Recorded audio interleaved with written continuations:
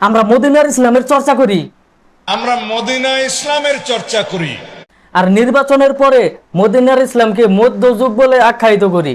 আমরা এখন মধ্যযুগে নাই, আমরা আধুনিক যুগে।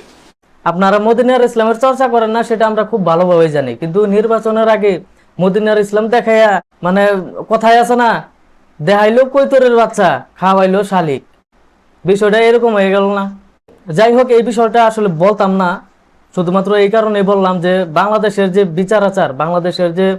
বিচার আচারের যে সিস্টেম, এই সিস্টেমটা মানুষ যেভাবে চাচ্ছে, সেভাবে সেভাবে নেতাকর্মীরা চাচ্ছে না।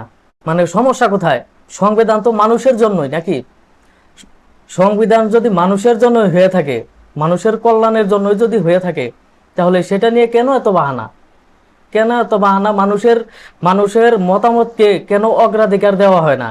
কোনো দলের আমি বিপক্ষ নিয়ে কথা বলতেছি না, বা দলের কোনো দলের পক্ষ নিয়েও কথা বলতেছি না।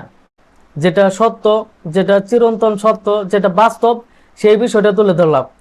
সুতরাং এটা দেখার পর যারা তাদের দলভুক্ত, তারা মন খারাপ করেন না, ঠিক আছে? তারা রাগ করেন না।